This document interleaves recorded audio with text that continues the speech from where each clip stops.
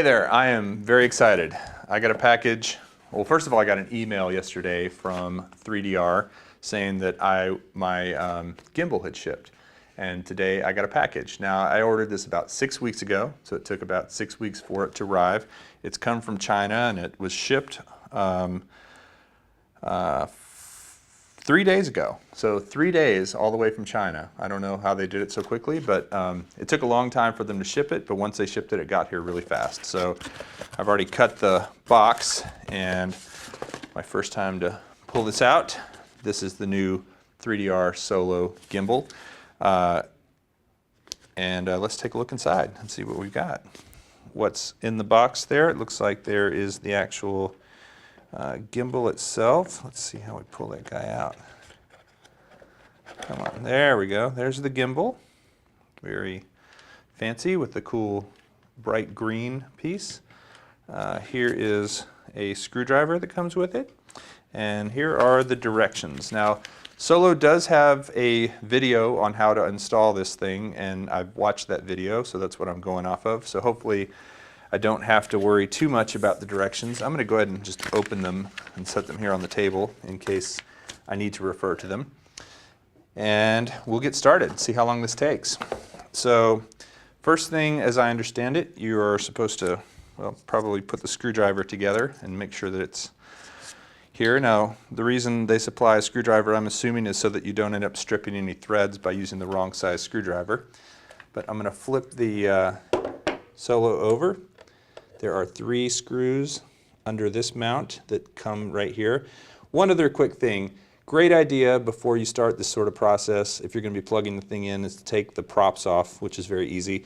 And also you want to make sure that you have updated to the latest version of the Solo app and also updated your GoPro. Both of those things are very easy to do, and they're both lots of tutorials on how to do it online. So these 3 screws that you undo, they come out like this, and they do not actually come all the way out. They come out to a certain point. Let's see if I can get this last one going here. There we go. They come out to a certain point, and then the whole thing should just lift off. So I'm going to make sure I've got all these loose to the right point. But the screws aren't going to come out of this thing. They're kind of locked in there so you don't lose them, which is great. All right. So I think you just pull up on this guy. There's 2 little tabs, and out this comes. And then you want to pull the HDMI cable through this hole. It should go through. There we go. So this is the HDMI cable, the old mount. I'm going to put that over there, and the new gimbal. So now with the new gimbal, it does have this little piece of foam that protects it. And I understand you're supposed to keep this piece of foam as a way to transport it in case you're going to take it anywhere, which I'm sure you will be. So I'm going to slide that out like that and just hold on to this foam. Don't throw it away. So the gimbal itself has, there's also a spot, a little cardboard GoPro that's in there with balance weights inside of it. I understand the balance weights are for the Hero 4 Silver, and they're also for the Hero 3 Black Plus. If you have a Hero 4 Black, you don't need these. So I'm going to set those aside because I've got a Hero 4 Black. It's one of the ones I'm filming with right now. And what you want to do is take your gimbal, and if you remember where those 2 tabs were, the same 2 tabs are right here. So you're going to want to face it that way. But before you do that, you want to take your HDMI cable and make sure it's wrapped around in such a way that you won't interfere with any parts of the gimbal.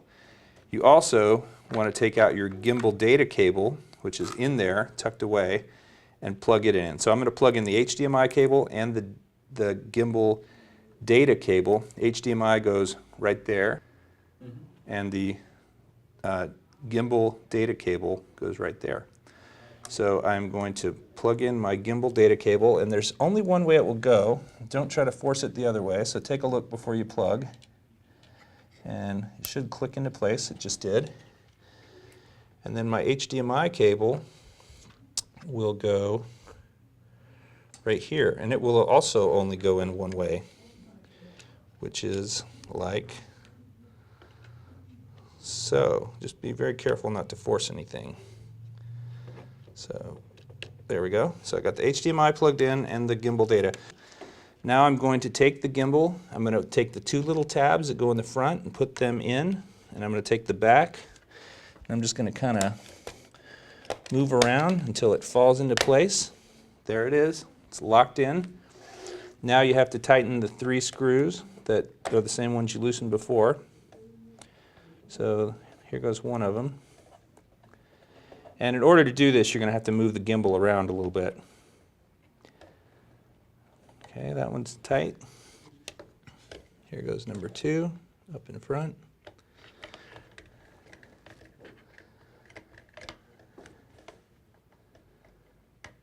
And here goes number 3, which is right back here. So you kind of have to shimmy the gimbal around in such a way that you can easily reach it. This one is the challenging one. There it goes. Feels like it's going in smoothly now, so I'm not cross-threading it or anything like that. Just, be gentle with everything. Don't want to cross-thread anything. So I've got my GoPro Hero 4 Black right here.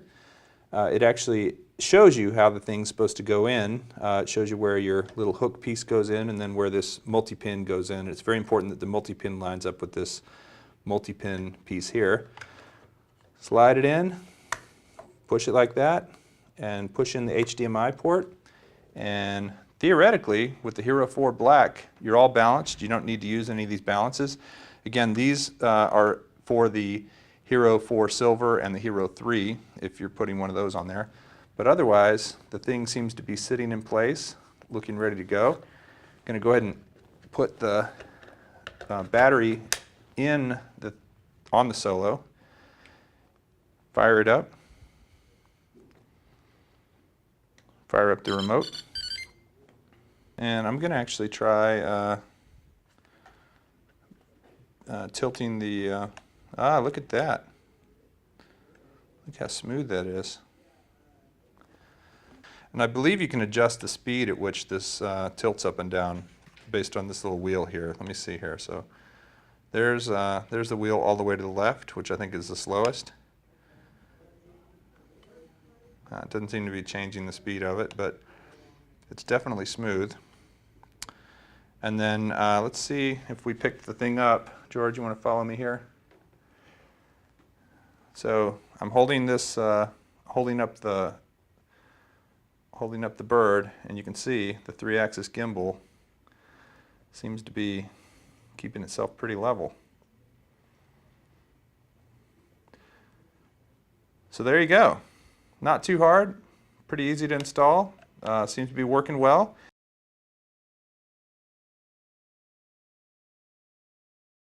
So I was going to save the test footage for another video, and I'll still do that. I'm going to make another video with several shots, several test shots. However, when George and I went out, George is running the camera for me, thank you George. When George and I went out to fly this thing just a few minutes ago with the gimbal on it, everything looked good until I took off and I started actually giving it power and moving it around. The gimbal started just dropping, just all of a sudden losing power and dropping to one side. Just again and again it was doing this. And it was perplexing, but I came back in, took the bottom off again, which only took about 30 seconds, pulled it out, and then re-wrangled the wires to make sure that none of the wires were touching in here in this little part where this motor is. I guess it's a motor that makes this piece move.